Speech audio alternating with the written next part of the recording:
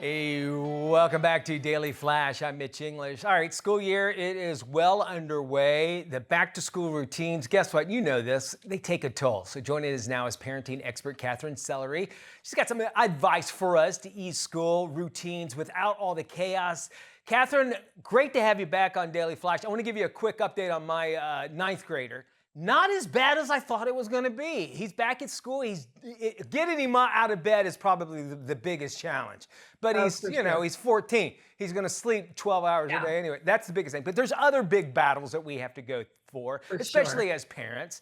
You got 4 tips for us. I'm going to be honing in on this. Let's start off with the first one.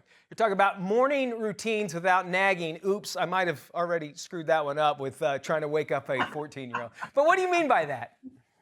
So, mornings often set the tone for the entire day. We all know that. And when they begin with that stress, everybody carries that tension forward into the day.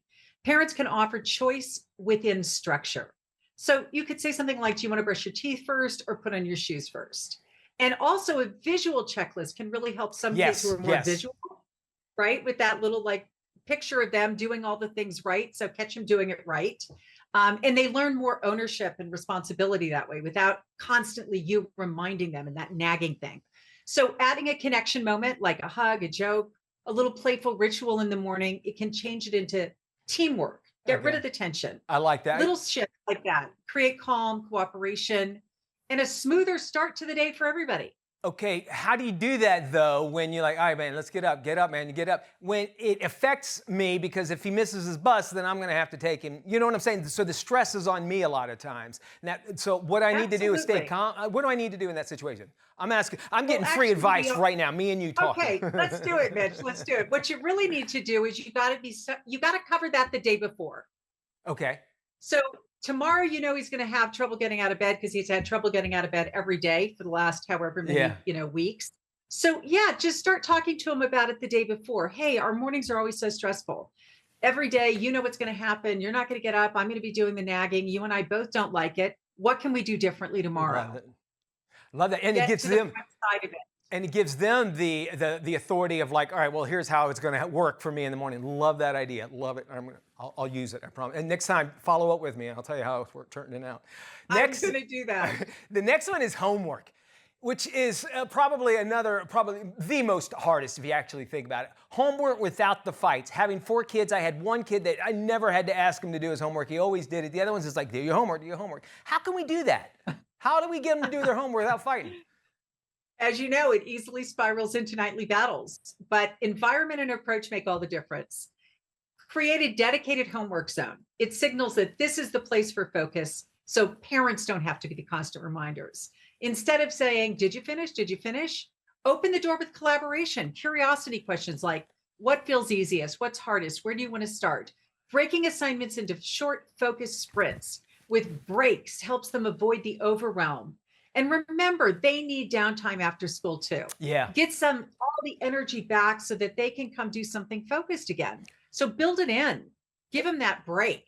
I think I had forgotten about that, and you think about it as we as adults, maybe people that have to go into work and they come home at 5 o'clock. The last thing they want to do is more work. They need a decompression time, and kids need that as well, right? Absolutely. Yeah, Absolutely. I'll buy Yeah. into that for You got sure.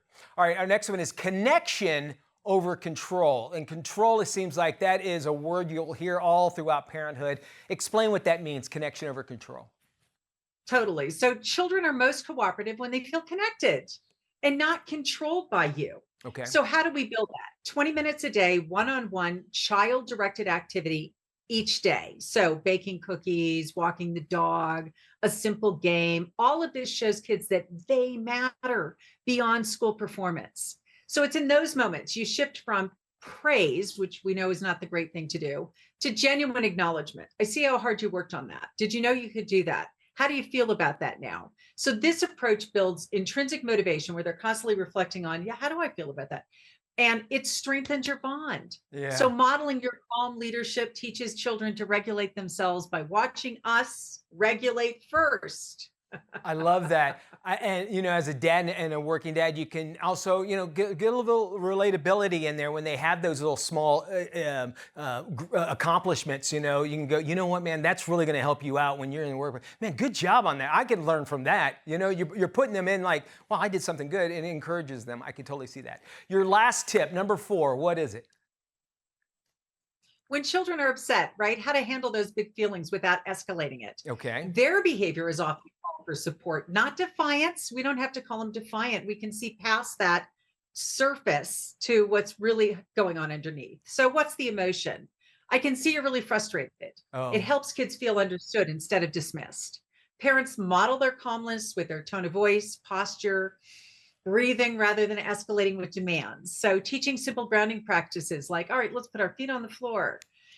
Let's take that deep breath, hands resting on your lap, feeling the support around you. It gives kids tools for self regulation so that whether you're there or not, they remember, oh, yeah, I can ground myself, feet on the floor, take a deep breath, hands on my lap. Yeah. This can shift the entire family dynamic from reactive to I resilient. love that. And yeah, I mean, because eventually, and especially teenagers, they want to get, they're always fighting. I shouldn't say they're always fighting, but it can escalate very, very quickly.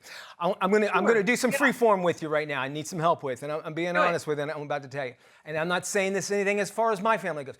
When you have Absolutely. a 14, 15-year-old kids, 13, 14, whatever, they're very impressionable. They're trying to figure out who they are. How do you get them? Listen, you need to take a shower every day. You have, because their hormones are going crazy. What do I need without breaking down their self-esteem? Yeah. So again, we're back to, getting to the front side. Getting to the front side, just like we talked about earlier, getting your teenage son to get up in the morning isn't something you want to address in the problem zone. We've run out of Yeah. time here, and you and I can talk all day. I love it. You want more information? Check out freeparentingbook.com. Katherine Sellery, thank you for joining us. You bet.